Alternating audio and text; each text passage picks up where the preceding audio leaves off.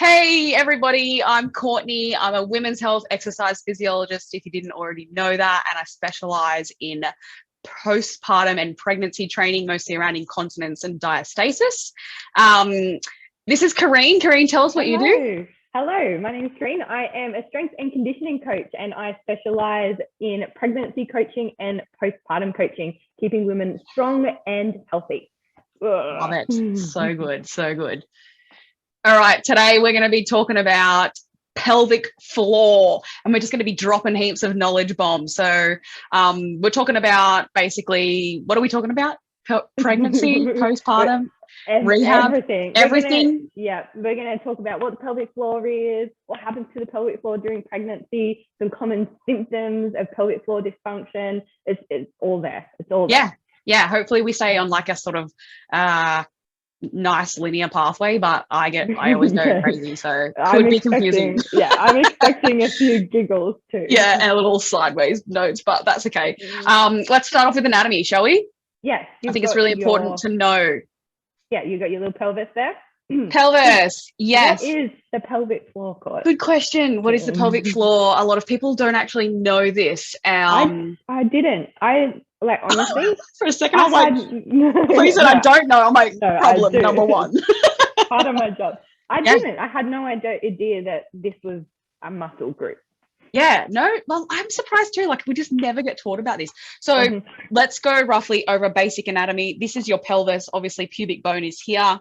Tailbone is here at the back underneath. This is a bit of fascia here, but you can see that this here is like all of the muscles of the pelvic floor are spanning the bowl of the pelvis. It's like right under our organs. So all your pelvic organs sit here, and then baseline, it attaches everywhere. You can see like to your sit bones. This is your sit bones. You've got your tailbone at the back here. It's all inside. Like, it's just a big group of muscles. I think the key is to understand that it's a group. It's not just one.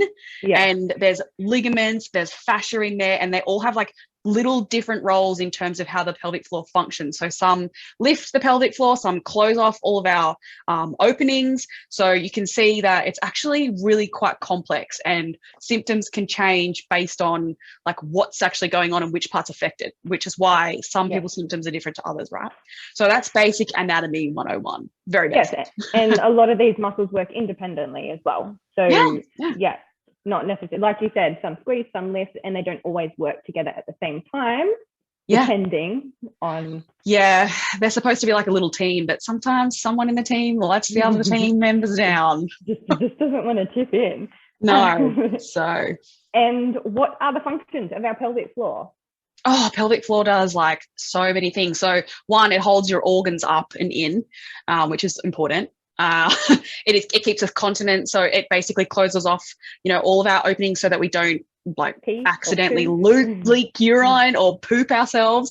It has a really big role in sexual function. It's important during pregnancy and like supporting growing baby during labor, birth, like pelvic stability as well. Like, it has like a lot of different functions, so it's pretty important. And who doesn't want really intense orgasms? I know, right? Like, you don't want them, or you do? No, I do.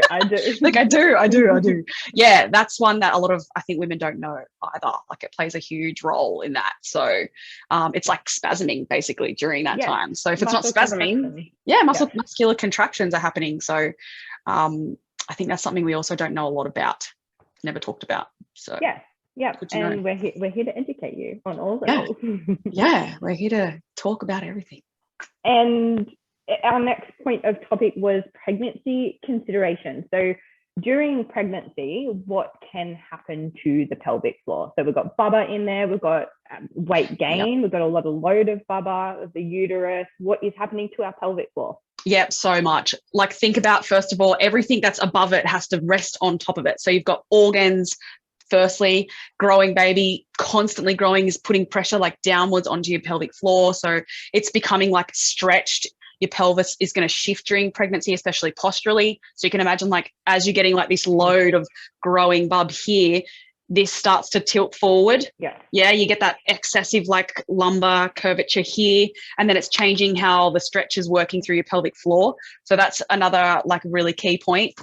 I mean, it's going to be under some physical sort of stress during your labor and pushing and birth as well. And then just generally movement. Like if you're still training during pregnancy, which I know a lot of your followers are and the people that you work with. So you've got load during that as well. So there's a lot going on during pregnancy. So we also need to be mindful that this is a really optimal time for us to focus on pelvic floor health and what we're doing in order to sort of help in birth and during postpartum. So let's move on to maybe some talking about like training during pregnancy, because I know that's what you do. Yes. Maybe you can talk us through like, why do you think it's really important for women to still train during pregnancy? It's just going to help with your overall health. Your overall health and well-being. It can definitely help with your mental health. There's a lot of changes happening to your body during pregnancy, and that can affect how you're viewing yourself and your body. And I found, and this is a personal experience and an experience with a lot of my clients too, is that the continued training, we've got to focus on what our body is capable of doing. Then there are still shifts and mental adjustments in relation to that. But continued training is just helping with our mental health. It is helping with our cardiovascular health, keeping up our strength, which are two really important things for birth, labor recovery, postpartum. That's such a good one. Honestly, I don't think people forget that birth is like a marathon. Like, you don't just get up and run a marathon without really being fit. You train for it, right? If you knew you were going to be running 21 kilometers, you would bloody train for it. You wouldn't just go, oh, I'm going to give it a go. I mean, you could, but it's not going to feel very nice. And look, there are factors that affect the birthing process, and some of them are out of our control. But if we can set ourselves up for the best birth and labor and postpartum recovery possible, like, I'm there, man. I know. All right. And it doesn't have to be, I don't know, I feel like a lot of women, when they think about continued training during pregnancy, it's like grueling and it's hard work. And like a lot of my clients do 3 sessions a week. It fits in with their lifestyle. We're, managing fatigue and sometimes aches and pains. That's something that, and again, continued training during pregnancy can help eliminate/reduce greatly. I agree. Lost my train of thought. There is just a lot going on, right? And I think the number one key thing that I find is mental health. Like, there's a lot of changes going on for women, like even just going from pregnancy to where everything's about you, and like everyone's like, oh, how are you going?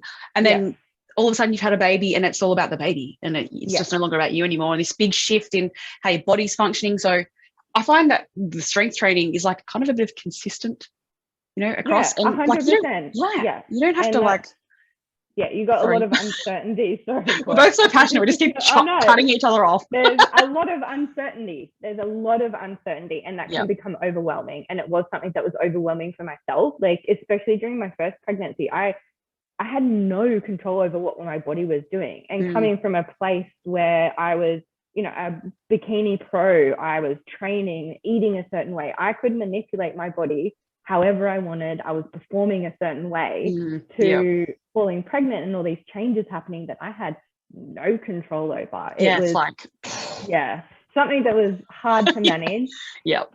Definitely a lot of, processing. But the one thing that helped me was just continuing moving and doing something that I was passionate about.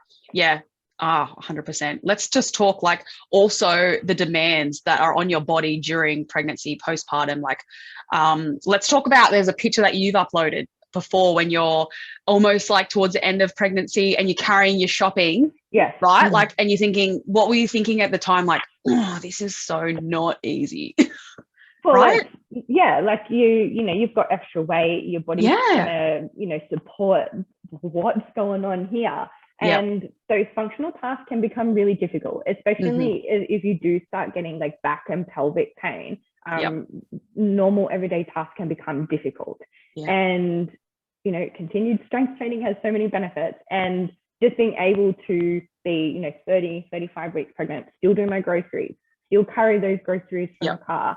I had my first son, still being able to carry him awkwardly, but still being able to carry him and just function normally. Yeah, must feel so good. Let's talk about why the pelvic floor is really important during this pregnancy time. So we don't, some women won't really have incontinence as such during pregnancy or any issues around that, but like I talk a lot about learning about the pelvic floor and understanding how to contract, how to relax. Relaxing is also a really important part of like birth, right? Yeah. And we need to understand that you need to be able to use this muscle group appropriately when needed.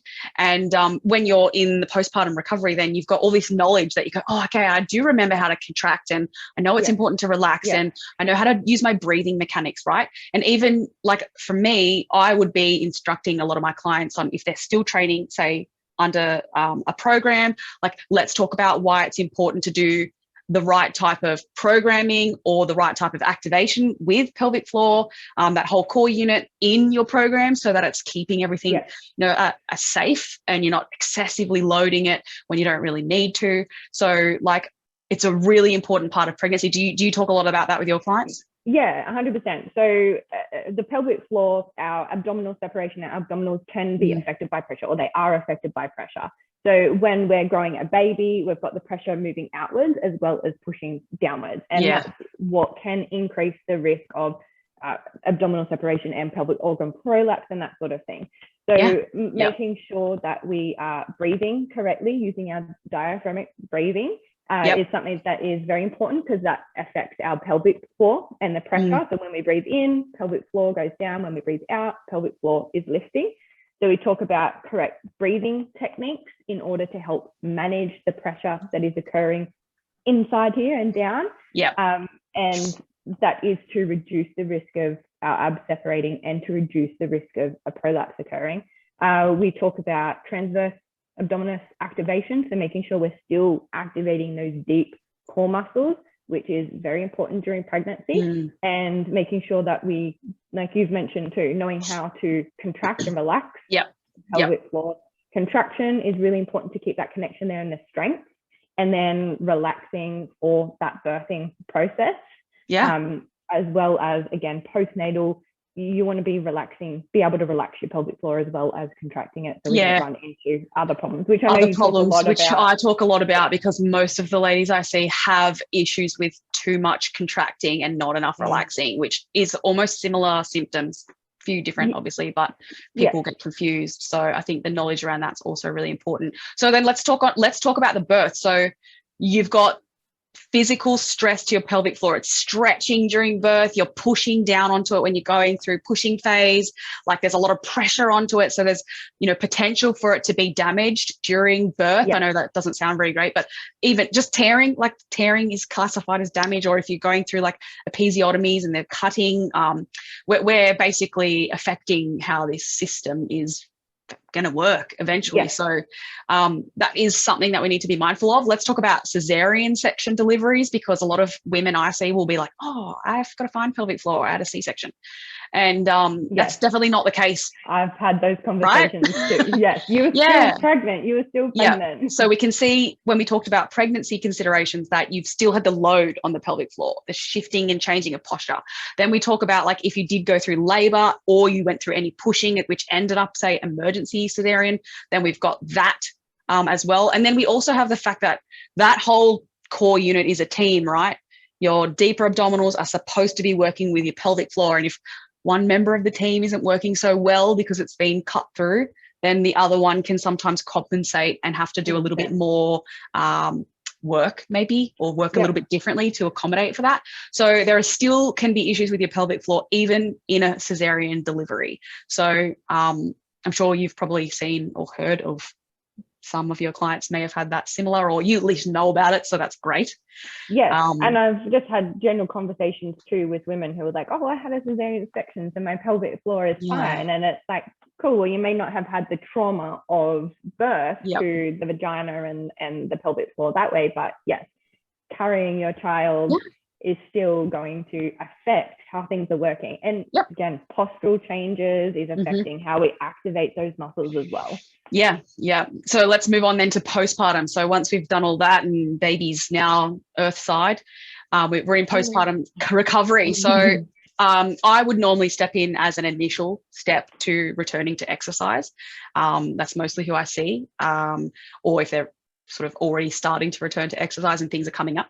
But in terms of recovery, let's just talk about what we would do. So as an EP, I would go through a really in-depth individual screening process and look at exactly what's happening to you, symptoms, posture, movement, medical history. We go through pregnancy history, birthing history, like everything basically, to find out exactly what's going on with that individual person. And then we go into a process of exercise prescription based on the outcomes of those initial screening. And then we work on reconnecting to these muscle groups, building more balance and alignment, which is really important for tissue healing and recovery.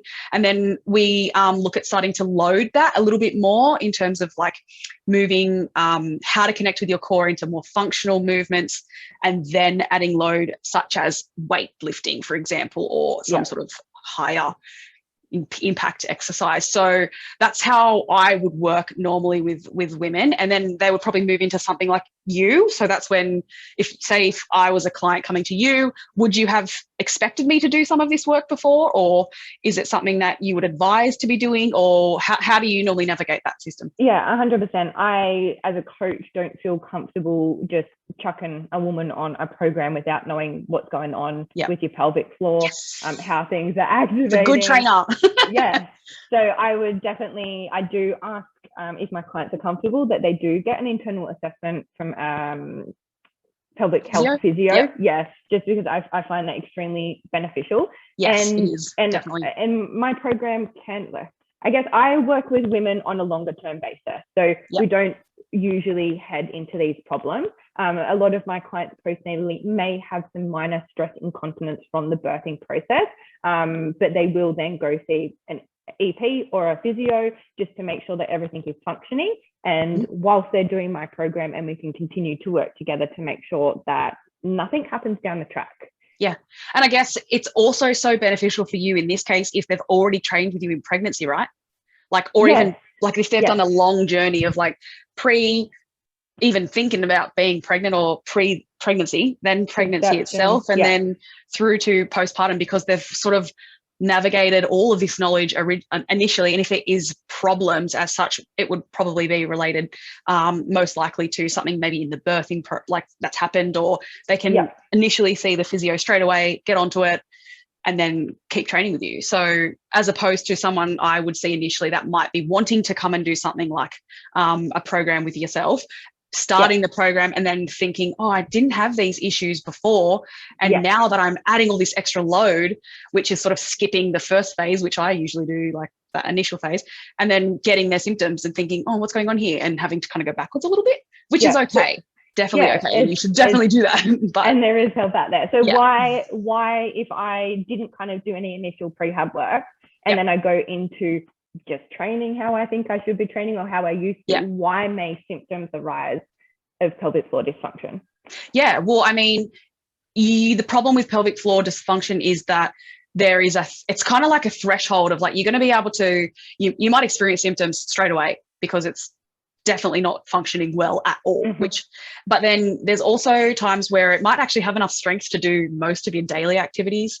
And you might get a little bit of leaking, say when you're coughing, laughing, for example, or sneezing, something that's not so common, like, or it's more common and accepted more or less. And then you're almost adding all of this extra load on top of what you're already doing. So it's kind of like you've just tried to run the marathon without the training. It's like you don't really know what level you can do things at without symptoms. So then you kind of have to go backwards. But I also kind of describe this as like, lots of people don't connect the similarities, but it's almost like going in for surgery on your shoulder injury, right? It's not working very well. It might just feel a bit not so great, or alignments changed, postures changed, and then not doing the initial rehab and just going straight back to doing any other exercise where you're like, it's not ready for that.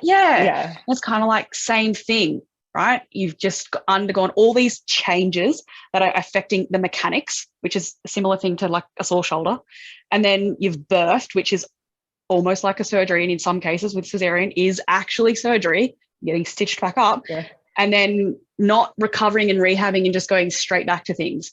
So I think if you can get that picture in their head of like, you kind of need to do this initial work anyway, regardless. Yes, no matter if you want to get back into training or just for daily life functioning. And I have heard so many horror stories about women who are like, I went back to boot camp and I was doing crunches and I know, and my abs are just separated. They're like just hanging there, and it's like, dude, you really have to make sure you're doing the work before you do anything like that. Yeah, we kind of just need to get the tissues working again in the proper coordination. That whole system gets affected during pregnancy just based on no space in your abdomen, right? Nothing moves as well as it used to because it's all squished in. So it's going to be extra stretchy, and might not recoil back in, or the diaphragm doesn't move as well. Same thing. And I was going to say, and that's the thing. It's not like just the pelvic floor. It's not just doing Kegels. Oh, yeah, I can. It's like, sure, you might be able to tighten, but can you lift? What about our glutes? What about our transverse abdominis? What about correct feet? What about our posture? Like, there's a lot more to it than just sitting there doing Kegels as well. Yes. And Kegels, when you're doing those, where are you? Like, are you in a lying down position? Because that's not going to work when you're standing up doing stuff. Or are you only doing it when you're sitting? Because then your posture of your pelvis changes and the contraction's different. So you've got to do this in multiple positions as well. 100%. If you are doing just Kegels, like, change your position at least. You got to have the progression there too. That's the important thing. The progression is important. Exactly. Something else I was going to ask you, but no, can't remember. No, that's gone. Cool. I think the other thing that lots of women don't understand is what else can happen. Like, you don't necessarily have to be leaking urine to have pelvic floor dysfunction. Let's talk quickly about, like, I get a lot of, I've got low back and pelvic pain or tailbone pain, but they're not incontinent. And to me, this is like, oh, well, let's go back to the anatomy. Let's have a look at what's going on and see all the different attachment points. Let's say you've got some, like, you've had like a cut, or you've a cut, that's so official, a episiotomy, or you've torn, right? We're affecting these muscles here. They all attach onto your tailbone. So if they're like all tight because they're not happy and they're trying to like repair, and there's scar tissue maybe building up in there, then it's going to pull down on that tailbone. It's going to change your posture or how it affects this. That then attaches to your SI joint, which is then causing more pulling through your SI joint, which is that, like, right, where your dimples are. All that type of stuff. And it then has this lay-on effect of, like, everything's connected. Muscle function. Like what muscles are working, what muscles aren't, like if everything's kind of shifted. Everything's all shifted. So there's also other things, like, what else do we see? Like intercourse, pain during intercourse or insertion. Like, that is a sign of pelvic floor dysfunction, normally associated with, like, that hypertonic pelvic floor, which is the too many Kegels all the time and not enough relaxing. You've got issues with urgency rather than actual leaking, like those sensations. So that nerve that's irritated, also usually during, like, hypertonic pelvic floor, also can be nerve damage during birth, which is a whole nother level of incontinence. But things like that, you've got, like, when you think about the functions of the pelvic floor, like holding in, keeping us continent, pelvic stability, all of that, those functions are now affected. So you could get any symptom based around that. Doesn't just have to be leaking. So being aware of all those other things, I think, is also really important, because normally they'll just be like, oh, it's my sore back, it's fine. No. It's actually pelvic floor that could be doing that. And it can affect a lot of different things. And talking about a hypertonic or a tight pelvic floor, one of my more recent postnatal clients has gone for another checkup with her pelvic health physio, and they've said, you're functioning really well, which is awesome. My programming works. I know, right?